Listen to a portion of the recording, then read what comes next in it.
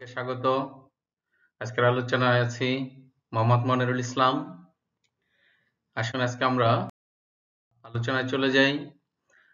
আজকে আমরা স্ক্রিনে দেখতে পাচ্ছি এখানে জিঙ্ক সালফেট এর দ্রবণ দেয়া আছে। সেই জিঙ্কের জারণ বিভব ও অ্যালুমিনিয়াম এর জারণ বিভবের মান দেয়া আছে। আর এই উদ্দীপকটি আসছে উচ্চ মাধ্যমিক রসায়ন দ্বিতীয় পত্রের চতুর্থ অধ্যায়ে ঢাকা বোর্ড 2023 সালে এসেছে এই প্রশ্নটি। আসুন এই উদ্দীপকের আলোকে প্রশ্নগুলো আমরা দেখি। প্রথমে আসছে ক নম্বর, তড়িৎ রাসায়নিক সারি কি? খ নম্বর আসছে মার্কনিকভ এর নীতি ব্যাখ্যা করো। গতে আসছে উদ্দীপকের দ্রবণ অ্যালুমিনিয়াম ধাতুর পাত্রে সংরক্ষণ করা যাবে কিনা বিশ্লেষণ করো।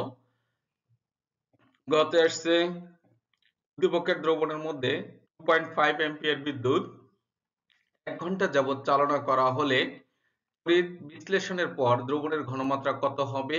গাণিতিকভাবে বিশ্লেষণ করো। চলুন বন্ধুরা উত্তরগুলো আমরা দেখে নেই। প্রথমে ক নম্বর প্রশ্নের উত্তর। প্রশ্নটি হচ্ছে তড়িৎ রাসায়নিক সারি কি?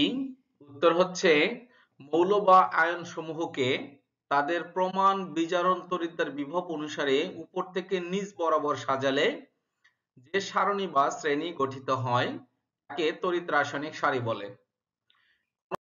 নম্বর প্রশ্নটি হচ্ছে মার্কনিকভ এর নীতি ব্যাখ্যা করো।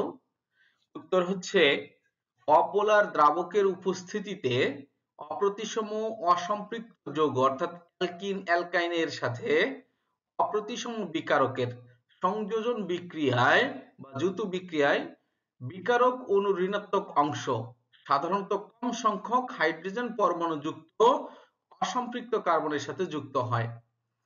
যেমন অপোলার দ্রাবক কার্বন টেট্রাক্লোরাইড এর উপস্থিতিতে অপ্রতিসম অসম্পৃক্ত যৌগ যেমন প্রোপিন এর সাথে অপ্রতিসম বিকারক যেমন হাইড্রোক্লোরিক অ্যাসিড এর সংযোজন বিক্রিয়ায় 2-ক্লোরোপ্রোপেন এটা তৈরি হয় 90% এবং সামান্য পরিমাণ ক্লোরোপ্রোপেন অর্থাৎ 10% তৈরি হয় ক্লোরোপ্রোপেন। বিক্রিয়াটার দিকে আমরা একটু খেয়াল করি। এখানে যে প্রোপিন দেওয়া আছে এটা হলো 1 নম্বর কার্বন, এটা হলো 2 নম্বর কার্বন। আমরা দেখতে পাচ্ছি 2 নম্বর কার্বনে হাইড্রোজেন 1 নম্বরের তুলনায় কম আছে এবং এর সাথে হাইড্রোক্লোরিক অ্যাসিডের এটিকে বলা হচ্ছে অপ্রতিসম বিকারক, কারণ হচ্ছে হাইড্রোজেন আংশিক ধনাত্মক চার্জ প্রাপ্ত আর ক্লোরিন আছে এখানে আংশিক ঋণাত্মক চার্জ প্রাপ্ত, এই জন্য এটা হচ্ছে অপ্রতিসম বিকারক।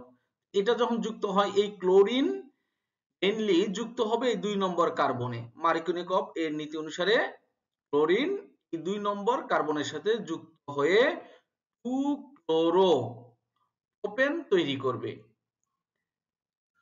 এটি ছিল মার্কনিকভের নীতি। আসুন এবার ক নং প্রশ্নটি দেখি এবং এর উত্তর। ক নং প্রশ্নের প্রথমেই আমরা এখানে প্রমাণ কোষ বিভব নির্ণয় করে দেখতে পারি। এই জন্য আমরা প্রথমে প্রমাণ কোষ বিভবের যে সূত্রটা আছে E nought cell equal nought anode oxidation cathode nought cathode reduction, সূত্রটি মূলত বেসিক একটি সূত্র। সূত্র প্রয়োগ করে ইনার্ট সেলের মান যদি 0 থেকে বড় হয় তাহলে দ্রবণকে ধাতুর পাত্রে রাখা যায় না। তো এই সূত্র প্রয়োগ করার ক্ষেত্রে বিশেষ করে ধাতুর পাত্রে সংরক্ষণ করা যাবে কি যাবে না, এই ক্ষেত্রে আমরা ধাতুর জারণ বিভব বিজারণ বিভব যেটাই থাক একে সর্বদা আমরা অ্যানোড ধরব এবং দ্রবণে থাকা ক্যাটায়নকে ক্যাথোড ধরে আমরা অঙ্ক সলভ করব। সবসময় এভাবে করলে উত্তর হয়ে যাবে। আসুন উত্তরটি দেখে। এখানে আমরা এই অ্যালুমিনিয়াম ধাতু যেহেতু পাত্র অতএব এটি অ্যানোডে আছে, অক্সিডেশন হবে, এই জন্য অ্যালুমিনিয়াম থেকে অ্যালুমিনিয়াম 3+ ইলেকট্রন ছেড়ে দিয়ে জারণ ঘটলো আর জিঙ্ক ইলেকট্রন গ্রহণ করবে, এই জন্য জিঙ্ক 2+ থেকে জিঙ্ক ধাতু হয়ে গেল। আসুন এদের যে মান দেওয়া আছে জিঙ্কেরও জারণ বিভব আছে, অ্যালুমিনিয়ামেরও জারণ বিভবের মান দেওয়া আছে। তবে এই মান বসানোর ক্ষেত্রে আমরা খেয়াল করতে পারি কখনো কারো জারণ বিভব দেওয়া থাকলো বিজারণ বিভব বসাতে হলে জাস্ট মানের সামনে প্লাস মাইনাস কে চেঞ্জ করে দিলেই হয়ে যাবে। সেভাবে আমরা মানগুলো বসালাম।